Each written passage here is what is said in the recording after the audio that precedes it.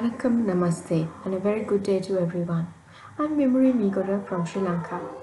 Today, I have the honor of serving as your host on behalf of the International Association for Quality Education and the Ministry of Education, Uva Province, Sri Lanka.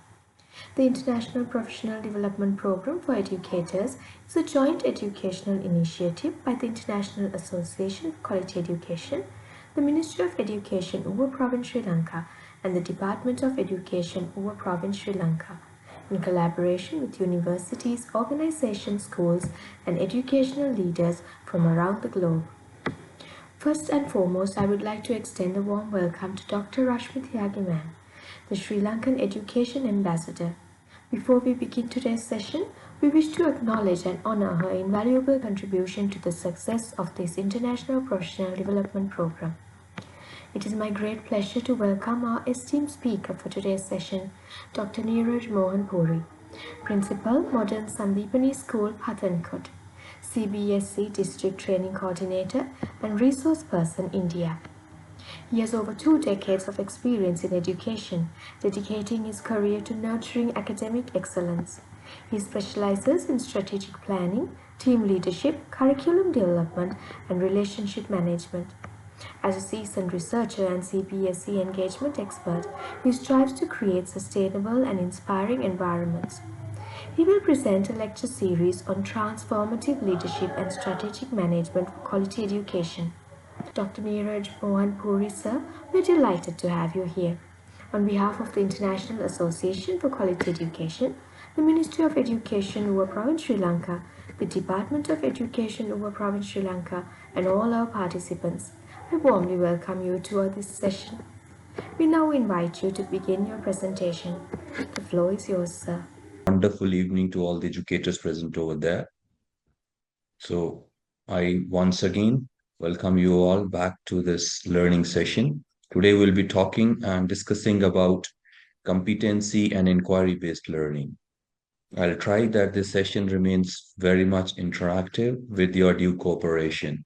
So, please keep participative so that we can learn and share the information we all have with each other. So please allow me to present my screen. So today we'll be discussing about competency and inquiry-based learning.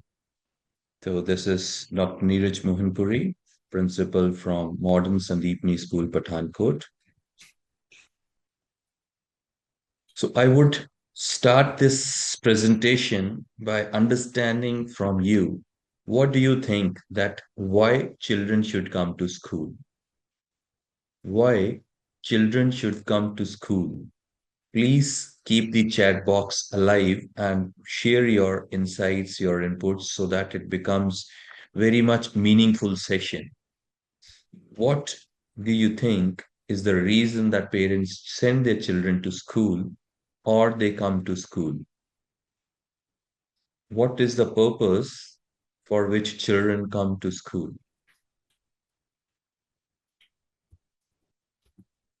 I would be delighted if you people will keep on participating. Okay, Dilshad ji is saying to gain knowledge. Wonderful. Anyone else? Okay, acquire knowledge according to Rashid ji. Okay, according to Principal K.D. Livera, to change their behavior. Wonderful. According to RMT Karuna Thana, it is to learn. Thank you very much for your insights and your inputs. So all of you are absolutely correct. The children, they come to school for acquiring knowledge, to learn, to modify their behavior.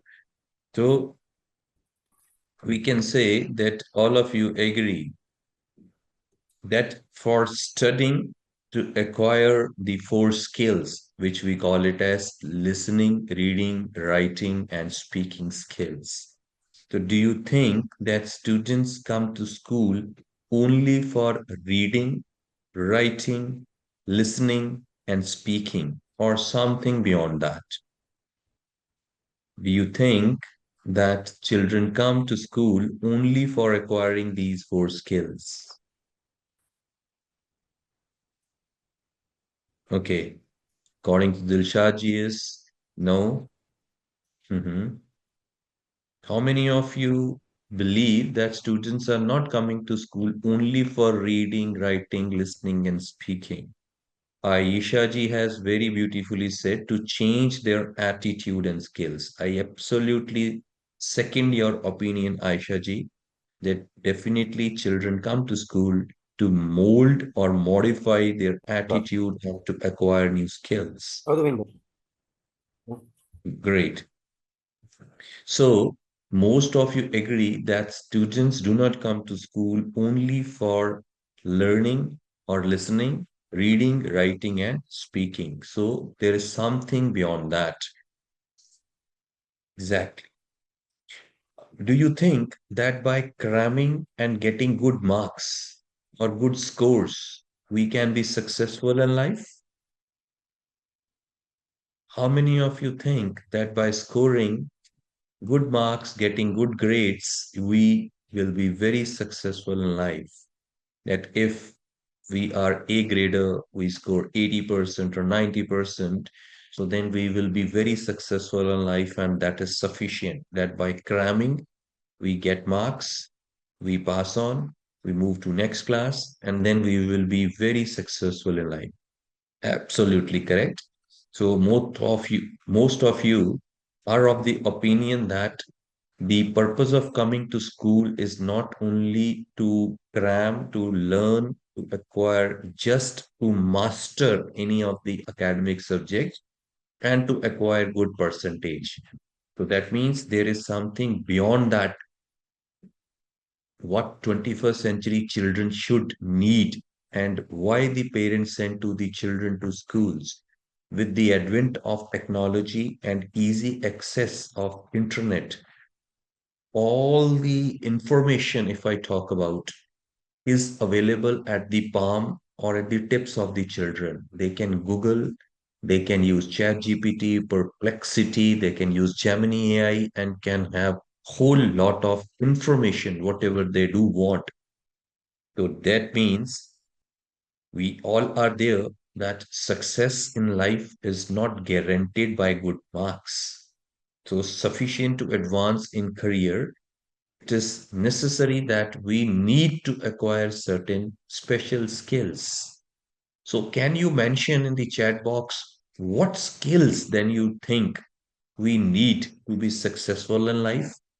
And second thing, are the skills we have when we are born, means skills are something which are acquired or skills are inherent or it is a inborn trait? Do you think, I repeat my question, what do you think that skills, they are born or they are genetically within us or they are acquired? If you feel skills are inherited, please type I. And if you feel skills are acquired, then you write A. If you believe all the members, those who feel that skills are something which are not inborn, we acquire it. So write A. If you feel it is inborn, it is genetically passed on to us, then you may write I. Exactly.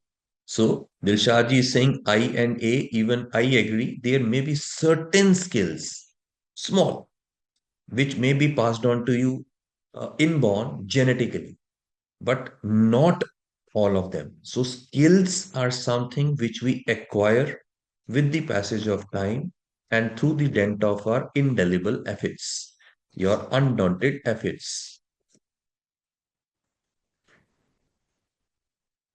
If I say that you have to go in a market to buy some grocery, or you have to fill a draft, you have to deposit a money, you have to sell a car, what type of skills do you think you will be required?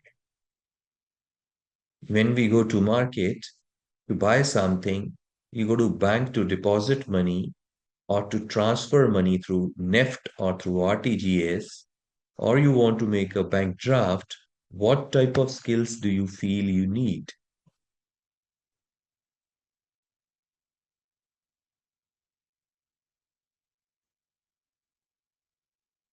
Oh, wonderful. So Lalita ji is saying we need communication skills. I absolutely agree with you. What other skills do you feel we need? Of course, communication skills are prime. They are of paramount importance. Muhammad ji is saying that we need social skills. Of course, you have to interact with the people. So again, communication, being sociable, we need some calculations. Exactly, great. A nice point of view. And KD Levera ji is saying that critical thinking, yes, you need to take certain decisions. There would be so many options available with you. So we need to critically analyze ki, do you need all the things which are available, or you have to some permutation, combination, some mathematical calculations need to be done, your budgeting, discount, and multiple things. Right. Great. And even we need some experience. I agree. Thank you very much. So the solution for all this is a competency-based education.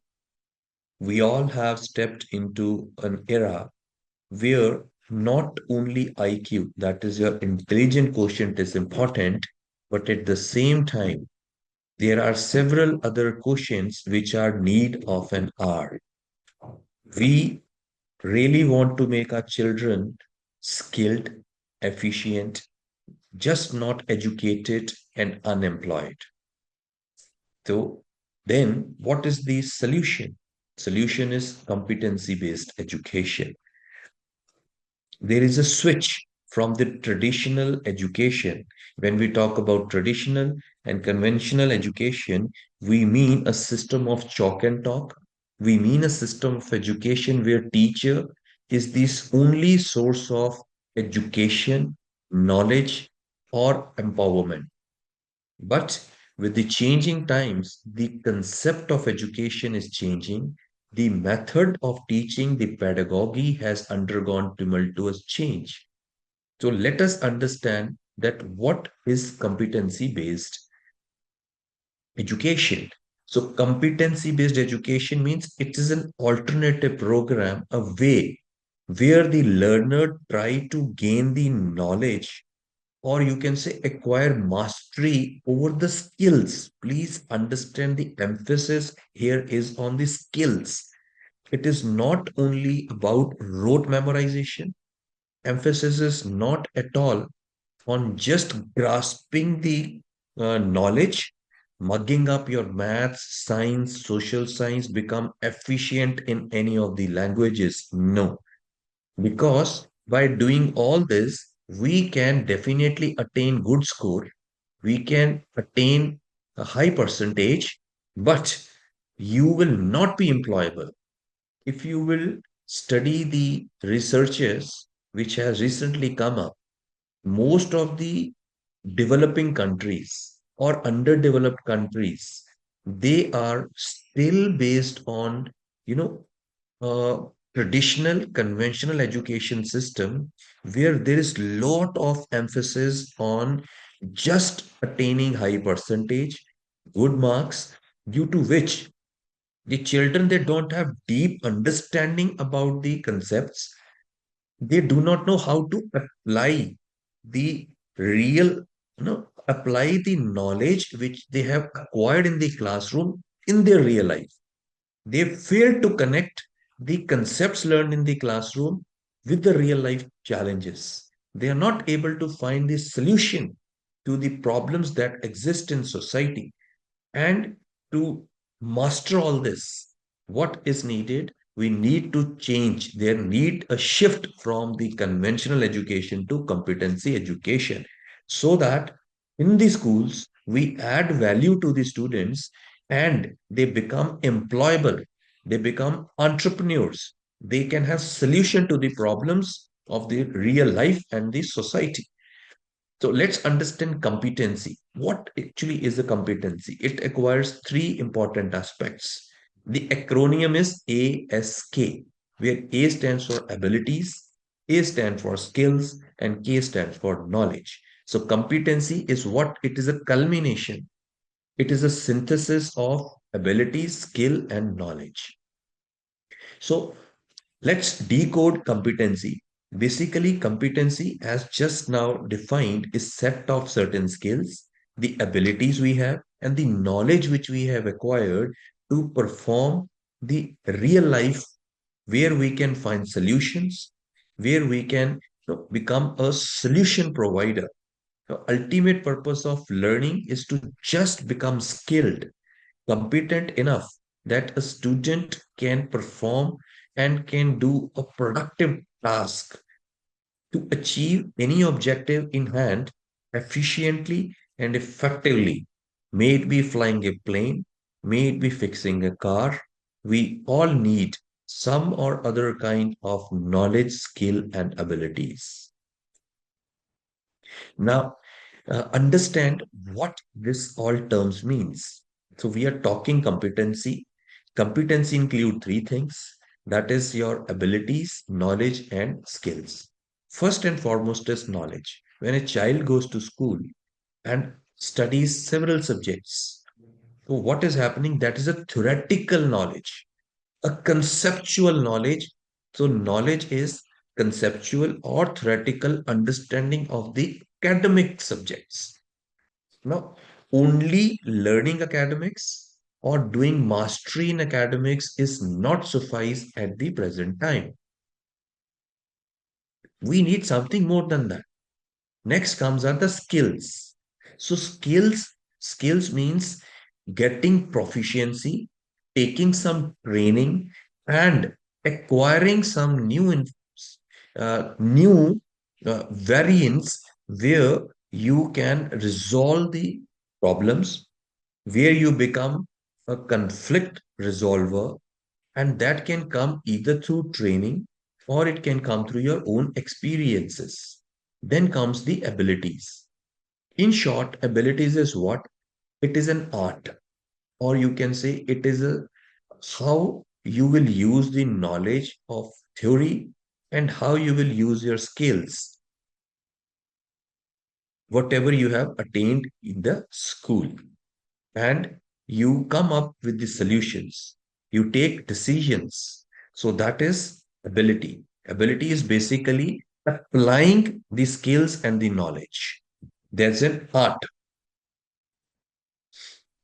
So typically, the definition of competency-based education can be defined as an instructional system. So instructional system simply means it is a methodology. In the classrooms, when we say a lecture system, the way now it is happening, if you have a period of 40 minutes and teacher enters in the classroom, dictates the topic, delivers the lecture for full period. Children are sitting and listening quietly. Teacher has dictated notes. Teacher solved the question answers. Teacher has solved the examples. Students were just sitting, listening, making notes. So that is your traditional and conventional method, and that is known as lecture method. Whereas competency-based education is a modern and a new method where the classroom instructions are based on the performance of the students, where the learner demonstrates his or her level of attainment on a subject area. In simple words, you can see an image on your right hand side of the slide. There are two approach.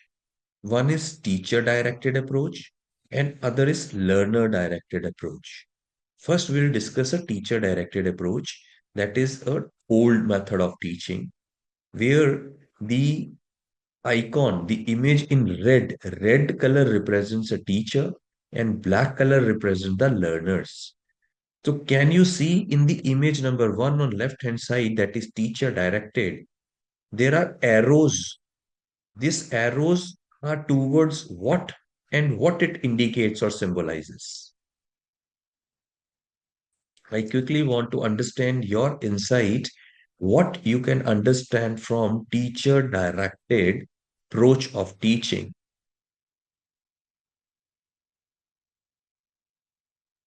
Please share your inputs, your insights. What can you understand from teacher directed approach of teaching? Excellent. Ayesha ji is saying, so great. He's saying it's a one-side communication. How you can say it is a one-side communication? What made you think that it's a one-side communication? Exactly, I understand that there is no feedback from the students, or we can say there is no participation from the students.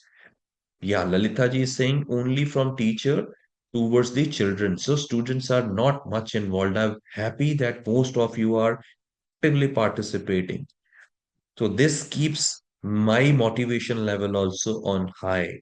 Even the speaker becomes inspired, motivated when all the participants are actively participating. Great. Thankful to all of you. So if you will see in teacher directed, yes, agree that the students are passive. It's the teacher-centered approach. So in this, you will see the arrows from teacher going towards the students. The icons in black are learners, and the icon in the red is a teacher. So from teacher, all the arrows are going towards the student and arrows are facing towards the student. That means in the classroom, it is only one person, that is teacher, who is giving the knowledge, who is active, and rest all are passive learners. Children are just sitting in the class, they are listening the lecture, they will be making the notes, and then they will be completing the assignments given to them. Whereas if we shift to a learner directed approach, you will see there is a big circle in this. So one different thing is circle, and what other things or other patterns you can note in this image number 2. Please share what are your observations from learner directed approach. How learner directed approach is different from teacher directed approach. Excellent. So Lalita ji is saying all are engaged. That is teacher-teacher, teacher-student, and student-student. Definitely. Every learner, according to Ayesha ji, is well, they are participating. Like right now, all the members in the meeting, as of now, I believe we are 70 plus here in the meeting, and all of you are fully participating. So we can say that it is a learner-directed approach where maximum participation, exactly Suresh Kumar ji, you are absolutely correct that maximum participation happens. Everyone in the classroom is active. We can see the arrows. Arrows are going in all the direction. If there are 5 learners, that means it is a collaborative learning happening where every child is connected with the other child. They are allowed to share the information. They are allowed to do discussion. They can discuss with each other. They are free to discuss with the teacher. Teacher can discuss with any of the students. So knowledge is moving in all the directions. It's a circular and it is diagonal also. So this means there is a healthy learning environment. Everybody is active in the classroom. No one is dormant or docile, and everyone is sharing their inputs, their knowledge, whatever they do have. What do you think is the best way of learning? Is it the teacher directed, TD method, or LD method? Quickly, what according to you is the best method, whether it is LD or TD? Right. So we all are on the same page that LD, that is learner directed approach, is the best method of teaching the students and disseminating knowledge to them. So moving ahead with the CBE, when we talk about students in the classroom, when we talk about learners, you all will agree with me that broadly there are 3 methods of learning. One is a visual learner, one is auditory learner, and third is kinesthetic learner. Visual learners are those learners who, when see something written, they will see video, they will see something written on the board, they will see some content written on the presentation, they will see something using their eye as a sensory organ, they are able to acquire the knowledge. So they download the content by seeing, by watching their sensory organ, which is eye.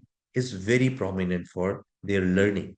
Whereas there are second kind of learners who may not be reading what is written, who do not need any kind of images, any kind of pictures, any kind of black and white content, books, textbooks. Only they listen. Like in this presentation, if there are someone who are busy doing something else, but they're listening to my lecture, or if some audio is being played, some voice they are hearing, so they will simulate that information. They will learn from just by listening. They can understand only through auditory notes. Third kind of learners are called as kinesthetic learners. So these are those who can only learn by doing. So kinesthetic means getting personally involved. We even can call it as hands-on learning. And believe me, none of this method or approach of learning is wrong. We cannot say that first approach, visual learning or audio learning or kinesthetic learning, we cannot rate it in any order. We all are unique. All of us are totally unique. We have our own learning styles. Some learn by visual, some learn by auditory method, some learn by kinesthetic method, and every method is absolutely correct. So one size do not fit for all. Similarly, in your classrooms, you will not find all the children competent to learn by one method. We need to identify and find it out the different learning methods of the children. This is why we do have digital content these days. We provide presentations, we have PPTs, we have audio notes, so that the children, it meets the needs of every kind of learner. So CBE, also known as competency-based education, is an institutional process that moves education from focusing on what academic believes graduate needs to know, that is teacher focused, to what students need to know to be able to do in varying and complex situations. In short, very simple, competency based education shifts the emphasis of learning not only teacher centric, but it is a student centric approach. In short, in this, teacher is not the only source of knowledge or information. Even knowledge can be acquired from peer, from your colleagues, from rest of the learners also. So competency-based learning's best advantage is child remains active and even the child takes the responsibility of his own learning. Child takes the ownership of his learning. Now let's understand CBE is a process, not a product. So it's not the output. It is something like a loop, like a circle, the way watch, keeps on continuously keep on moving in a clockwise position, all the needles. Similarly, the CBE is a process. It is not it will finish after 1 month or 2 months or 3 months. It's a continuous process which keeps on going. Let's understand as learning progresses after completing first phase, then the learner moves to the another step. Now let me decode it one by one and make you understand what happens in competency based education. Before I explain you the process, I would love to know from all of you, how many of you play any kind of game, that is online game, video games. How many of you have played video games or online games? Any game it may be. No, we have Candy Crush. You do have so many Snack and Ladders, and then you do have multiple Mario, Contra. There are lot many games online and video games. Just if you have ever played, write why at any age. How many of you have ever played or are still playing any kind of video games, online games, mobile games? If you have played ever, please write why, else write no. Yeah, it can be chess. Now, if we talk about any kind of game, let's say Candy Crush, if you have played or you would have heard, hmm, so there is always level. You have level 1, then level 2, then level 3, level 4, level up to 10, like that, for an instance. So, can you directly go to level 5? Please answer my question. If we are playing any game, can you directly go by jumping any of the level to next level? Yes or no? Your participation is very important. Okay. So Fatima ji and most of you are saying, no, it's not possible. That means you started a game, like there are different games. They have a challenge. There may be some will have blood, some will have oxygen, some will have bullets. So there are some, you can say, resources, lifelines, uh, which is provided to you, and or it may be a time limit. Ki in 1 minute you have to cross this level, you have to kill the monster, you may have certain level of blood, certain number of chances. So within that time frame, within that given resources, if you are not able to complete that first level, you will not be moved to the second level. Your second level will not unlock. That means you will have to give repeatedly same loop. You will again have to start from level 1. If you do not complete the task within that resources or within that time frame effectively, efficiently, you will still remain on that level. Maybe you have to give 10 attempts, 12 attempts, and 15 attempts. So now what is happening in this game? They are trying to make you competent. They are trying to make you efficient, that there need to be minimum benchmarks or standards which need to be achieved. If you will achieve that, only then you will be able to unlock the level 2, and you will be able to move from level 2 then to level 3 then to level 4. So you cannot skip or jump any level. Now let's connect it with our classroom. But in classrooms, what happens is, see, this is a conventional method, old method, which still we apply in our schools. Let's say that I am teaching mathematics to grade 7th. I started algebra chapter. Date is 26th of November. I have solved examples, given formulas to students, finished exercise 1. Next day, 27th, I finished exercise 2. Next day, 28th of November, I finished exercise 3. Full chapter is finished. I have taken doubts of children. Then on 29th, I kept a test in the classroom. And test was of 30 marks in 40 minutes. 12 questions were given to question children. There are 30 students in the classroom. Out of 30, only 10 students were able to score more than 70% marks. Few students have scored 60% marks. Few students scored 40% marks. Few students even scored less than 33%, that is passing marks benchmark, minimum benchmark. They may have scored 2 marks, 3 marks, 4 marks, 5 marks, 0 mark also.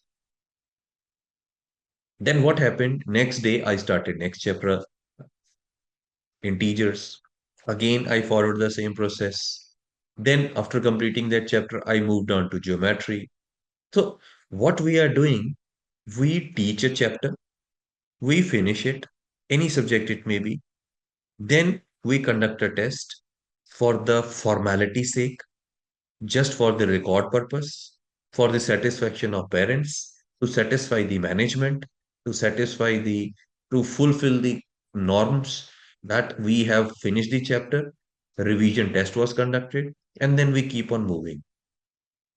Now, there are so many children in every class and in different subjects who has not understood anything. Are you agreed with me? Yes or no? Y or N?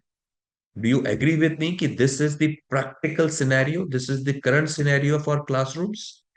This is how normally teaching, learning happens in the classroom. Please don't shy. There is no one here who is evaluating us. We need to be practical. So you all will agree with me that this is the current scenario. In this, it's not teacher's fault. Absolutely not teacher's fault. This is a major flaw in our education system because the system is driven to complete the syllabus. There is vast syllabus, less time, and teachers under a lot of pressure. We have to do a lot of co-curricular activities. We have to make certain records. We have many other allied activities other than teaching to be done. And then in a limited time span, then there are some emergency holidays, some gazetted holidays. So teacher is under acute pressure to complete the syllabus. And in which, who is suffering? What do you think in this entire process? Who is suffering? Please keep on participating fast. Let's finish the session on time and we proceed further. I wanted to have your inputs. In the entire process, what do you think who is suffering? Not the teacher. See, teacher is getting salary. Child has learned or not learned. You will get your salary at the end of the month. Every year, the result in every school, whenever final exams are conducted for any class, it may be. Some children will fail, others will pass. So, still, we continue our job. We get our salary for all the 12 months. It is only the child who is suffering. And we say that today's child is tomorrow's leader. We say we are nation builders. So are we doing justice? So it's a big question mark. Are we doing justice with the students? Where is the competency in this? Where the skills have been built in this? So in this our old system, which only emphasizes on syllabus completion, conducting papers, and promoting children. That's it. Either child has acquired knowledge, has acquired skills or not, nobody's bothered. Now, contrary to it, new education system, or you can say modern method, emphasizes or you makes that it should be competency based education. Now, I will try to connect what now competency based education means and how we can implement this method in our classroom. Let us say in India, according to new education policy, we have one new term FLN. I'll try to make you understand how CBE is connected to develop skills. Now, FLN stands for Foundational Literacy and Numeracy. Literacy means having command on languages, and numeracy means mathematics, numbers. Now, how competency based education will help? First, we need to divide our classroom, making it clear to our mind that not every child will be able to learn at same pace. Every child is unique. Every child will learn at its own speed in different way of understanding and learning, different learning method. Everyone will have. Someone will be kinesthetic, other will be auditory, or someone will be your visual learner. Now, let us say there is a child in grade. We are talking about promoting literacy skills in grade 1. So we set a criteria that every student in the class should be able to read fluently and 20 words at least in 1 minute with proper accent. So these are some rubrics set. Please pay attention. Now I'm talking about skills. We are discussing in competency based knowledge, abilities, and skills. And now we are taking an example of any language it may be. You have set some rubrics, criteria. Rubrics means criteria of moving from one level to another level. Number one is every child should be able to read. Number two criteria is the child should read fluently. Number three, child should be able to read 20 words in 1 minute. Simple example I'm giving to make you understand. And then he should be able to express in his own view. He should be able to comprehend. So these five criteria we kept. Now, when every child in the class will fulfill all these five criteria, then he will move to the level two. Otherwise, he will still remain on level one. If a child is able to read, but he's reading very slowly, like A, S, as, L, E, A, R, N, I. So that means I'm not fulfilling the criteria. The child is able to read 20 words, every student in the class, in 1 minute. Let us say, as learning progresses after completing first phase, then the. Now, in this case, see two criteria are met.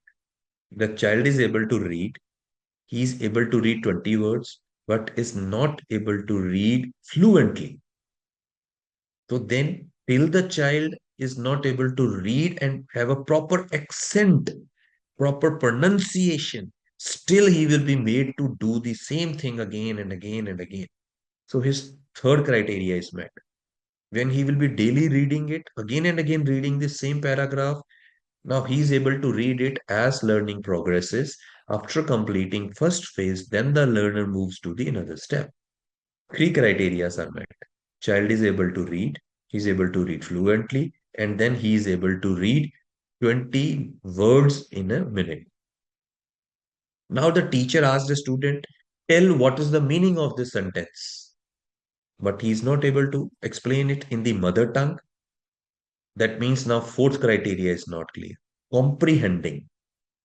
The child should be able to explain in own words कि इस para का meaning क्या है. He should be able to interpret it. He should be able to make his mind understand what is written in this paragraph, and he should be able to express in his own views. When all these things are met, then he will move to the next level. So, do you think now competency?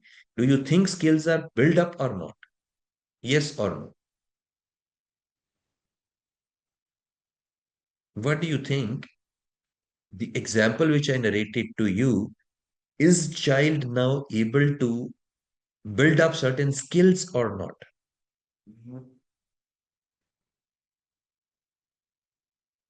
I will not proceed further to next slide till I get reply from the participant.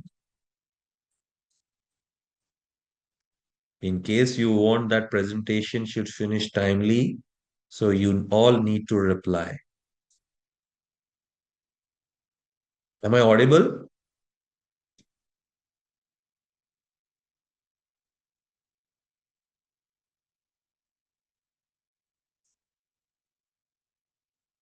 Okay, so please, dear learners, there is no point of sitting in the presentation if you are not interested to acquire the new knowledge. It's better to exit. You are not under any compulsion. You have not paid any money. If you are there in the late evening, your screens are turned on. So then please acquire something, gain some knowledge, be interactive. Just do not sit in front of the screen and your camera off. My question is, the example which I narrated you, do you think that some skills are built? Yes or no?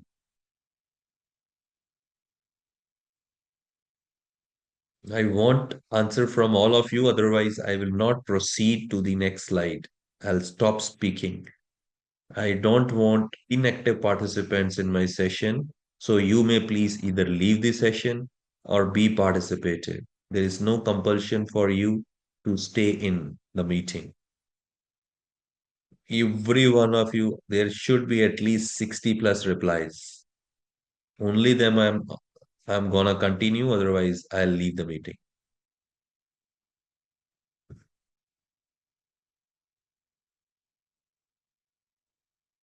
Good. Good to see that at least you are listening, you're paying attention.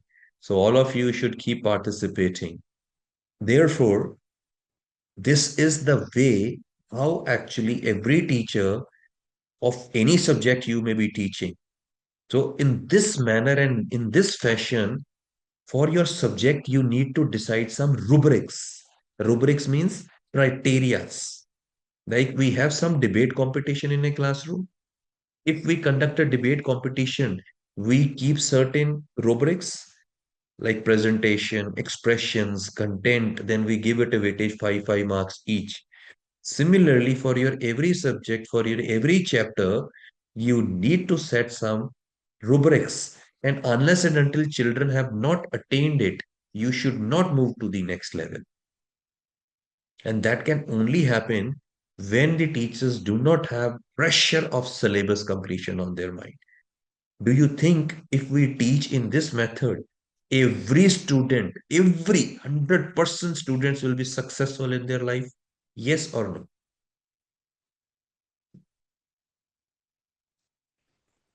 I repeat my question. If the example I gave you, if in such a way we are teaching children in the classes, what do you think that will not every student of the class be successful in life?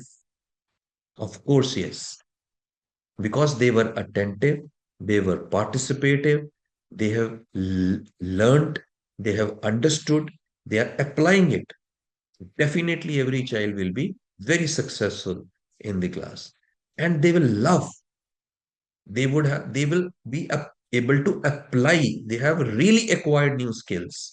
Similarly, if I talk about mathematics, in every class, any session we take, we may have to repeat the topic time and again. See how you can do it, even if you have a pressure of syllabus completion. I'll give you an example. A method. You can always divide your class in two parts. Let us say today you started any chapter of maths or science or social science, and you have finished the chapter. Now you wanted to check how many students have actually understood it. You have conducted a test. In test, you should keep minimum benchmark at least 60% marks every child should score. And when you start a chapter, that time you should announce in your class to all the children, keep pay attention. After the end of the chapter, I will conduct your assessment, and students who will not be able to score 60% marks, I will not take them to next chapter. They will sit separately in the classroom. They will again learn the same chapter, give its test time and again, second time, three time, like we call it as retest. So he will keep on giving retest of the same chapter unless and until the child scores 60% marks.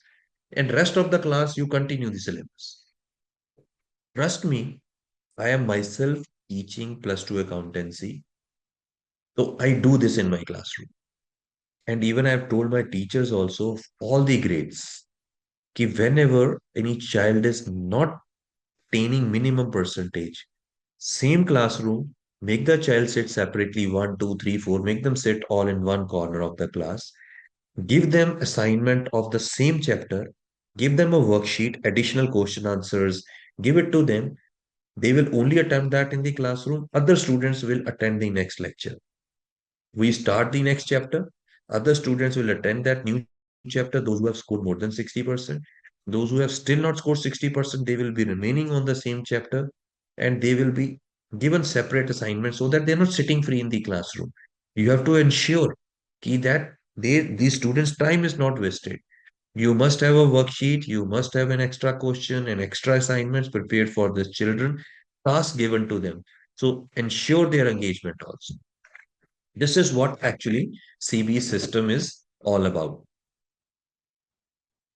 When we talk about pillars of education, so there are four pillars.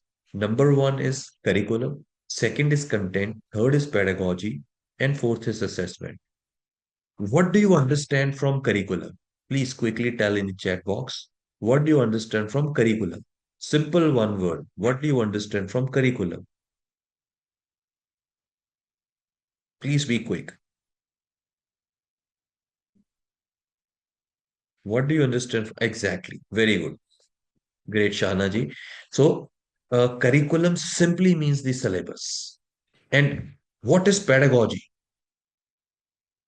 What is pedagogy? All of you are correct. Teaching method. Exactly, Safana ji. Hats off to you. So, teaching method is known as pedagogy. What is assessment? What do you understand from assessment? Please, all of you keep participating. It's always joy. Testing. Wonderful. Amazing. Evaluation. Uh, I will correct you, Sahana ji, here and other participants also. There is a difference in assessment and evaluation. They are not same things. To some extent, it can be, but strictly, it is not. Assessment is conducting test. Evaluation is checking of test. If I said you, your chapter is finished, now we will have paper. We will have a test. That is means assessment. I am trying to assess the knowledge acquired by you. And evaluation is checking of the question papers or answer scripts. So when after teaching, the students have written papers, you will be checking it. And then you will calculate the marks scored by the child. That process is known as evaluation process. And assessment is commonly as an English, as a layman, or as in terms of simple general English, you may say that assessment and evaluation is same. But in context of education, strictly there is difference in assessment and evaluation. So assessment means testing the child, evaluation means declaring the result. I hope I am able to make my point clear, Saharaj. Great. Now, these are four important pillars around which the education system of any country revolves. Any country, it may be America, Australia, Canada, New Zealand, United Kingdoms, Europe, India, Sri Lanka, whichever country, these are basically four pillars of education. Now, first, we'll discuss all this one by one and how you can strengthen and how you can involve CBE to it. So first is your curriculum or your objective, how your competency model you can build. So when we are deciding the curriculum means what should be taught to nursery class child, what should be taught to LKG, what should be the syllabus of first class, second class, 10th class, ninth class, 12th class, graduation, post graduation, doctorate. So curriculum simply means the syllabus, what we have to teach to that kind of at that level. So while planning the curriculum itself, we should keep into mind the number of working days, for how many days in 1 year school will be working. Then we need to choose the textbook and we need to decide what we want the child to learn, what skills a nursery class child should have. So that should be part of your curriculum and the content. Now, content means the uh, like material which will be taught to the children, the textbooks, in short. So we need to decide it what should be in math syllabus, what has to be in English, what has to be in your social science, in environmental science. This all will become your part of content. Again, while planning the content, competencies need to be kept in mind. Now, this is pedagogy. We have different kinds of methods of teaching. First one is child-centric, which is very inclusive and individualized. These days, on internet or on Google, when you will browse, there are several websites which provide individualized teaching. And there are some applications also. which provide individualized teaching experience to the students. How many of you seen KBC? May I know? Have you ever seen KBC, Kaun Banega Crorepati, which is a show in India in which host is couple this Amitabh Bachchan? Yes, no. How many of you have seen this KBC? Okay. Anyways, so that is basically a quiz, general knowledge quiz, in which what normally happens is they start with very basic question. The next question is more difficult. Next question is more difficult. Next question is more difficult. So this way, the difficulty level of the question keeps increasing.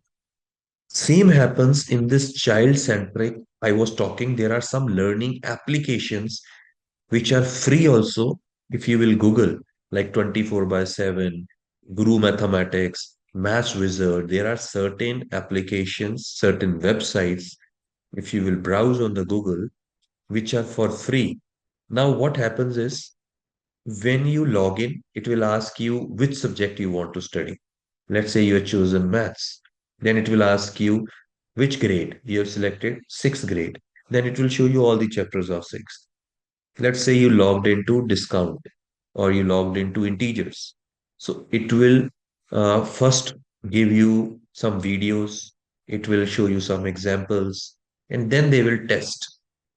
In your test, when you're learning on these apps, here see the emphasis on individualized. So you need to understand what is individualized. Take a classroom scenario that there are again 25 students in a class and every child is given this application. Now, one child, everybody has its own learning speed. I discussed and said earlier also. Out of all 25, they will not be having same speed of understanding, same speed of reading, same speed of grasping the information, same speed of processing. So they all will take their own time. 24 by 7, anywhere, anytime this knowledge can be assessed and acquired while you are traveling. It may be late in the evening, it may be early in the morning. Any part of the day, the child can log in, can start his study, stop, again log in, start from same place where he has left, again start from where he has left last time. And when the topic is over, they will conduct test. And test is backed by artificial intelligence, AI, and data analytics. The first question would be very simple. If you are able to answer it, you will get second question. If my second question is wrong, same level, again second question by changing the statement. If still it is wrong, again same question with changed value. So it will not move to third question unless and until I understand the concept, the logic behind the second question. So if it is for an example, the question is minus 5 minus 4 equals to, and I have written 1. The question will again change values. It's wrong answer. It will give me minus 6, minus 7. I have written now 13. Still it is wrong. It again statement will be changed. Minus 9, minus 3. Now I've written minus 12. This is the correct answer. It will take me to the next level. This means I was confused with the concept कि both negatives are there. What operation to be done? Whether minus minus is plus, if I added, what sign will come? So unless and until my concept is not clear, it will keep me on the same level and will keep on changing the statement, but the level will remain same. So this is a child-centric approach in which the child inclusive means every student in the class is involved. That is inclusive. Individualized means learning is personalized. The child is learning at his own speed and is acquiring the skills, is mastering the concept, is not learning the concept. So there is a difference. Then second approach is interdisciplinary. Interdisciplinary approach means where you teach through storytelling, you connect with arts, you connect the concept with the games, where you connect multiple subjects like math, science, social science, languages all together. That is an interdisciplinary teaching approach. Then there's a blending approach. Blending means you are teaching children uh, for instance, if you are teaching in a classroom any topic, you are using English, you are using Tamil, you are using Hindi, means you are blending the languages to make the child understand. Similarly, in blending learning, where you are teaching online, you are teaching in the classroom also, that is again called as a blended learning. There can be even blended learning can be called as where you are delivering a lecture, first of all, then afterwards, you invited child that now you deliver a lecture. Then you told next day, okay, few children will give presentation. So this is blend, where you use or mix various techniques. That is known as blended learning. And another teaching methodology is collaborative learning. So in collaborative learning, what happens is it is each one teach one, where you have given projects to the students. There is a class of 40 students. You have made 8 teams, each team of 5 students. So all the students are given same problem. They are given same time, 5 minutes, 10 minutes, half an hour, one day. In this, they will brainstorm, they will work as a group, which will again promote so many skills in them: their communication, creative thinking, leadership, decision making, interpersonal skills, intrapersonal skills. So, a lot of skills in this will be developed amongst the children. So, these are few of the methodologies of teaching which we can adopt. And in all this, your skills are being polished: your critical thinking, your creative thinking, your leadership, decision taking, problem solving, communication, IT skills. So, all these skills will be developed by using these methodologies. And this all leads to competencies and skills building. Then comes assessments. So under competitive, I have already given you an examples, so many examples that you will not move assessments purpose. The purpose of conducting test is not formality, that whether child passes, fails, or is a topper. Yes, you will move on to the next topic. You will not move, you will not, you know, unless and until every student of the class has attained minimum benchmark, you will not move on to the next topic for their children. Other children will move to the next level. So this is basically the core of competency-based education. This model only emphasizes on one thing: ki build competencies of the children, work on the skills of the children, conduct test in innovative way, teach innovative content, teach differently by involving, engaging all the children, and the assessments can be of various types. It's not necessary that whenever chapter gets over, you only have to conduct a written test. There can be case-based studies, there can be assertion reasons, there can be short question answers, MCQs, true false, fill in the blanks, framing questions, presentations, demonstrations, summaries. Let us say chapter gets over. It is chapter of science. You have told students that tomorrow we will, you told 5 students in a classroom that you will bring a presentation and you will deliver of this chapter. Another 5 students, you have told, okay, we will play quiz. You learn all the MCQs and you divided the class in few groups. You have asked oral question answers. Students have, through quiz, they have replied the answers. You told some few students in a classroom, ki, okay, tomorrow you will deliver a lecture on this. So these are several ways of assessing the child.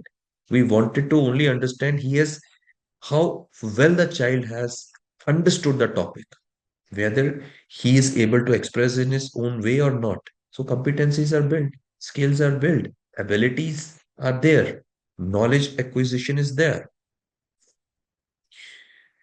Now, competency based, when we talk about these, all are the features of competency based method.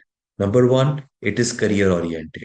When you are teaching child throughout his school life based on competencies, you are preparing child for some career. Second, it is time tracking to competency tracking. Here, we are not bound by the time. Like we say that after 2 months, we have unit one.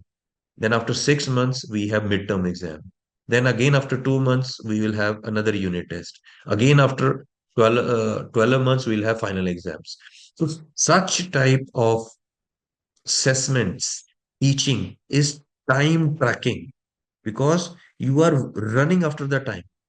Irrespective ki child has understood something or not, child has attained competency skills or not, here, under competency, I said it may take 1 day, it may take 10 days, it may take 20 tests, unless and until child scores 60%, unless and until child is not able to read 20 words in 1 minute, we will not move to the next level. So what we are doing, we are focusing on the competencies, not on time. It may be done in 1 day, it may be done in 2 days, it may be done in 1 month. Then competency automatically in competencies, we map the skills of the child. Yes, he has learned, he is good in communication, he is good in expressions, his interpersonal skills have improved, his numeracy skills have improved, he is able to solve the problem. So this way we start listing the skills acquired by the child. It is summative assessments are replaced by ongoing assessments. When you regularly assess a child, you do not wait for 1 month, 2 months, 6 months, or 1 year. Assessment is done regularly. Every day, even assessment can be done. So that is another feature of competency based. When you have told the children in the classroom, ki, okay, today we are going to read next chapter, and then you tell different students to start reading. So what is happening? They are reading the chapter side by side. Their competencies, their skills of reading are also being tested, whether they are able to pronounce properly or not, who are able to read fluently, who are able to explain what they have read. So, side by side, testing is happening. And you can give feedback immediately, instantly. You are struggling to read. Your pronunciation is not correct. This is how it is to be pronounced. Your intonation is not right. There's no modulation in your reading. So, you are giving your feedback instantly, side by side, and child is attaining knowledge. What are the benefits of this method? First, there is sufficient time to people to cultivate habits, develop skills, cost effective, hybrid, and blended learning. These all are the advantages. When a child is learning and understanding by competencies, the child mind is also relaxed because he know I have sufficient time with me. It's not time bound, it is competency bound, it is skill bound. I need to become proficient in reading. I should be able to express myself. I should be able to do addition of 2 digit, 3 digit, borrowing, carryover. I should know the application of the formulas of integers. I should know where to apply discount, how to calculate discount. I should be able to correlate it with my real life. So, this is what is happening. In this, the child is again gaining skills, getting proficiency. In this method, when the child goes back home, is not pressurized. He or she will have sufficient time to cultivate other hobbies, hobbies like singing, dancing, games, sports. So they'll have sufficient time. They will be able to strike balance. They'll have strong mental well-being. They will not be addicted. They will not be stressed. They will love learning. They will love to come to school. Attendance will improve. And it's fun learning.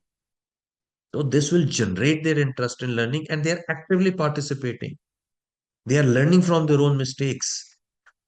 And these all are some is this is the way their IQ, intelligent quotient is improving. EQ is emotional quotient, means when they are not feared of doing mistakes, when they know we will not be scolded, we will not be humiliated in the classroom for delaying the assessments or for our slow performance because teacher is understanding that every child will not have same IQ level. Students have different learning abilities. Children in the classroom will learn by different methods. Children in the classroom will learn at different speed, different time. So then you will not discourage any child. You will not rebuke any child. So this will promote emotional quotient of a child. Child will become AQ is an adversity quotient. Child will not commit suicides because the child is not under stress. They will not make any harm to their own body. They will not have negative thoughts. They will all be positive minded children. Then balanced personality. When the child has all these quotients, child is sociable, he comfortably communicates, expresses his emotions, his feelings, his ideas, his opinions, intellectually high, automatically person will be a balanced personality. He's not only grasping the concepts, but he's learning the skills, which skills he will use in real life. He will become employable. Companies would love to appoint him. He can become an entrepreneur. He'll become a valuable resource for the nation. And automatically, life will be on top gear. And there will be happy child, happy curriculum, happy schools. There was a survey which was conducted by the Google, which says that 40% of its employees do not have degrees. Yes, they do not have B.Tech, they do not have M.Techs, they do not have BCA, they do not have done BCom, but they have skills, just skills. Maybe they are 10th pass, they are 12th pass, they are 8th pass. Someone is good in analytics, someone is good in computational, other person is good in communication, someone is good in content writing. So they have one or other skill. Just because of skills, not because of degrees, they are earning and doing, they are very happy in their life. So let us not make this land a land of educated, unemployed people, where we are forcing students to cram. We are producing like photo states, Xerox copies, just like photo states, degrees and degrees and degrees. But the situation is, we have an army. Students are graduating. They have done MBA, they have done BTech, but they do not have skills at all. No company will employ anyone who is not having skills, just degree. So at present, the scenario is the education is still in a way where we are producing army of educated people. But when you come to skills, they are not able to connect their classroom college learning in their real life. This is why they are unemployed. Companies don't want to hire them. So do we want this scenario in our classes? No, of course no. So next aspect of today's session, this was all about your first, that is competency-based learning. Second method is inquiry-based learning. This is again very, very innovative way of learning. What we do in inquiry-based learning, we divide the classroom into groups, and then uh, we we as a teachers, we are just facilitators. What we do, we give a problem to a children, then we tell them to, within that problem, identify all the solutions and then compare out of all the solutions which is the best solution. That is known as inquiry based method. This will promote critical thinking, creative thinking, problem solving, decision making, and as well as it strengthens a child. uh, in addition to it, it makes learning very peaceful, very playful. Children become very participative. And top of it, they become great thinkers, they become researchers, they become innovators because they are finding solution to the problems. They are not getting it ready-made. Normally, what happens is teacher goes to the class, dictates the lesson, and teacher only gives the answers to all the questions. We start dictating the answers, and students are just writing. And this process goes from nursery class till 12th class. What children are doing? They are just becoming photostat machines. They are only cramming. They are never using their own creative mind. Their neurocells, they never get developed because we have never given them a chance to think, express. Even they, whatever answers you have given, point to point, they learn and they write same in the answers, in the papers or in the tests. They do not know even the meaning of question. Some of them you will be surprised and you will agree with me, even they do not know the meaning of the answer. Just they have crammed. So now understand on the other part how beautiful this inquiry-based learning is. You finish the chapter, you told the student to give presentation, and then you told other students you have to ask question to these children. And that children, like it happens in Viva, where you ask question, child has to give reply to it. Let this happen among the students. Teacher just need to be in the classroom, need to supervise the things, need to provide the resources. Students only become the teachers. Then another example of inquiry-based learning is in inquiry-based learning, even how this can be done at kindergarten level. If there are teachers of nursery, LKG, UKG, grade 1, 2, even they can adopt this method. Let's say it's raining.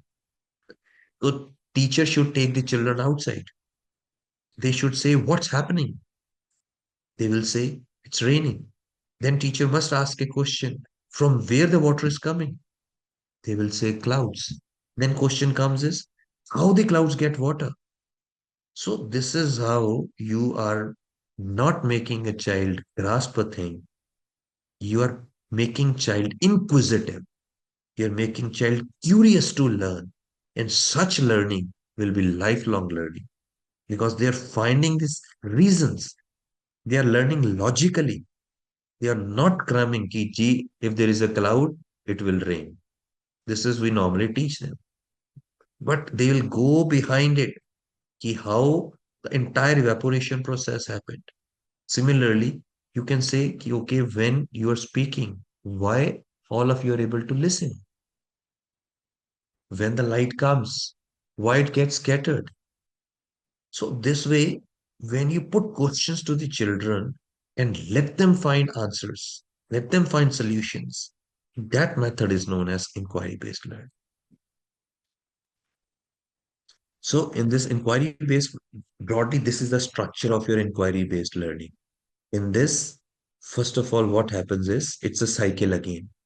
You engage all the students in a classroom, they are engaged. We give them a challenge. We give them a situation. For an instance, you have told children, let us say that you have gone to a metro station with your parents boarded the train, or vice versa. You boarded the train and parents are left outside, and train has moved. What will you do in this situation? You can say, you went with your parents to a mall. You are lost. You're left alone. You're not able to find your parents. What will you do? So these type of situations when you're giving to a child, which are real life, it may have happened with us. So we are preparing them for future, not for examination. We are preparing them for real life challenges. They will think, their thinking pattern will change. They have literal thinking. No, so we have to provoke, we have to give questions, we have to ignite them, generate curiosity in them so that they explore. So this is how you engage. Then, when the situation is given, they will start exploring, they will start searching all the possible solutions to that problem, where they will use their gray cells, which will activate their thinking process. Their cognition level will increase, and then student will be explaining. Now when the child is explaining, its communication skills are improving. See, again, competency is coming. The child is able to express himself or herself. His confidence level is boosting. No stage phobia. The content building is happening. Then they will elaborate. Elaborate means they others will also participate in it. There may be some cross questioning may happen to them. This is some of the process, or this is the process how inquiry based method works. This is again about it, elaboration of. So with this, we come to the end of the session. In case you want to ask something, please feel free. Any of your problem, any of the challenge if you're facing. But yes, let's do the things differently if you want different results and make a difference in the life of the children. This competency as well as inquiry based methods, they really need a lot of patience. Even teachers need to be tactful. Teachers need to be nicely trained that how this pedagogy is to be used in the classroom. They should know how this tool is to be used in the classes. Uh, I got a question from Rashid Sayed Fatima, how to implement uh, this LD method in the preschool. So it's not difficult when we talk about playway school where you have nursery, LKG, 3 year plus children. So storytelling is something uh, we generally teach stories to the children. We do rhymes with the students. So here inquiry based can be taught very beautifully. You want to teach them colors. You want to teach them shapes. Take them in a nature. Take them in a playground in the labs of nature. Show them flowers of different color. Ask them questions. In inquiry-based method does not mean you have to ask scientific questions to the children. Inquiry-based method only focuses that you don't give answer. You ask question, let children explore, let children observe around and reply. So when you will take a child, you have taught red color, and then you child, you in a classroom itself, you told children to look around and tell me which things are red in color. So what is this? Inquiry-based method. And this is competency building. We have taught shapes to the children. Let's say today you introduce circle in your classroom. Any shape, circle, square, rectangle, triangle. Then you have taken child outside in the playground or in the nature. Tell child to look around, go, touch, or tell me the things which are circular, which are in square, which are in rectangle. So they will start observing the nature. They will start observing things around them. So through this, their observation skills are improving. They learn through observation. Their expression, they will express themselves. This is how even in preschool you can introduce. Thank you, sir. Simple learner directed means where child is being involved, child is given a chance. It's not teacher continuously keeps speaking. Like what I was doing throughout my session, I used to take a pause. I'm prompting all of you to participate, say yes, say no, you agree, you disagree with me, you like it, you don't like it. What do you understand from education? Why children come to school? So I'm giving you also a chance to participate. So that is actually a two-way communication process. You also remain active. You like this session. You gain the knowledge. You participate. So that's the essence. You love. You wait ki when next session will come. And if on the other end there's a person who comes into the class and just speaks and goes out, it will be very boring session. You would not be much interested for the next session. Same is the case with the students also in your classroom. Never mind, sir. We can call it a day. So thank you very much to all of you for being such a wonderful and active participants.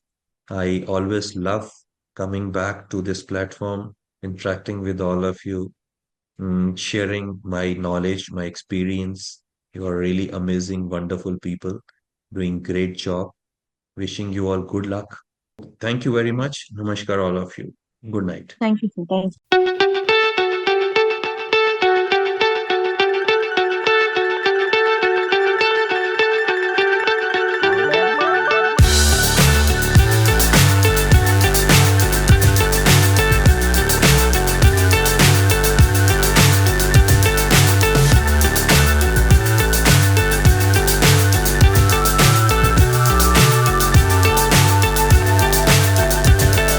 Fly so high, I'm hypnotized.